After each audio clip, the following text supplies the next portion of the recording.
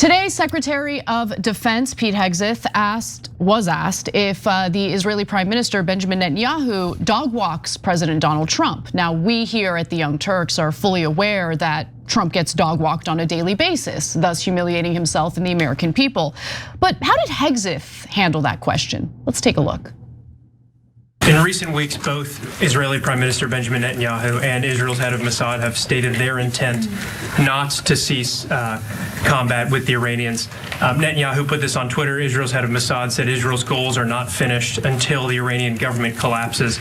And so they're referring to the government that President Trump has brokered a ceasefire with and is working on a lasting peace in the region with. And so that's something many Americans, especially American farmers, are hoping he does get to a lasting peace. And so if President Trump is successful in that and the Israelis are explicitly stating their intent to continue fighting at a later date, how can you ensure America doesn't get roped back into a war if that comes? And secondly, with Netanyahu comfortable tweeting something like that out, and also Netanyahu has continued bombing Lebanon despite President Trump explicitly telling him not to. I would say your question is based on the false premise that somehow President Trump is being pulled in by Prime Minister Netanyahu to any of these actions. And that's where you're going. Just to be clear, President Trump has led at every step of this based on his view of American interest and America first. And we're grateful that Israelis have been very capable partners at many steps of this. And they may have some objectives at times that are slightly different than ours. But there's only one hand on the wheel ultimately directing this, whether it's Project Freedom or previously Operation Epic Fury,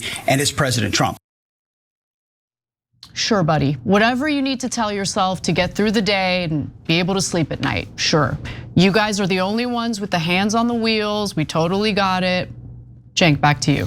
The most important part of that was what the reporter said. The Israeli government is saying that no, we must continue the war until the Iranian government collapses, which not only would be an extension of the war for years, but it would involve tens of thousands of American troops and certain disaster. So, well, we're gonna find out who's in charge soon. Back to you. And by the way, complete destruction of the global economy, given the importance of the Strait of Hormuz and the very real situation on the ground, which is that only diplomatic means could end that blockade. There is no military option available to the United States. We don't have the production capacity, domestically speaking, to build enough weaponry to compete with Iran's incredibly cheap drones. And we're already dealing with a situation where we've depleted 80%, upward of 80% at this point, of our missile interceptors. Like, what are we doing? What are we even doing right now? But okay, yeah, I'm sure that the US is in charge and Trump isn't getting dog walked by Israel, even as his approval ratings are tanking, even as the economy is suffering. I mean, total clown show here. What's amazing though, Cenk, is ironically an ever so slight majority of Israelis think that Trump is the one pulling Netanyahu's strings. Of course, because they've been taught that they're the victims and they're powerless. I know. Totally powerless. But even and they so, control nothing at all. They barely can control themselves. But even so, I think it's telling that the number is 51%. So 51% of Israelis believe that the Trump administration has more influence over Israel's defense decisions than the government, with Israeli Jews having a similar view, 56%, while Arab Israelis think both the government and the US administration have equal decision-making power. Okay, so and the Arabs are also wrong. That's not even close. I agree, yeah. But still, 49% of Israelis are like, oh yeah, we're spanking the US, we're the ones in control. Think about that. Well, that's a good point. Well, to be fair, 44% of Israeli Jews, so a little lower number, think, yeah, we obviously own America and control their foreign policy and their government, but if you say it, we'll destroy your life. Yep. Okay, I'm allowed to say it. I'm allowed to think it if I'm an Israeli Jew. But if you say it, I'll send my dogs after you, the ones that I know I control. That's called American media, let alone American government. Last thing, speaking of what the Israelis think, 82% were in favor of going further in Gaza. The genocide was not enough for them. 79% are in favor of attacking Lebanon and taking their land. So we've lost the country. It's become a fully fascist state. Well, let me just say that over the last 2.5 years, a lot of the Israelis who don't agree with what's been going on have left Israel. Yeah. I was on a flight recently and there was a couple sitting in front of me The man in the couple turned around and said, "Thank you for what you're doing. I really, really appreciate it. And I said, "Thank you." And then he's like, "My wife is Israeli."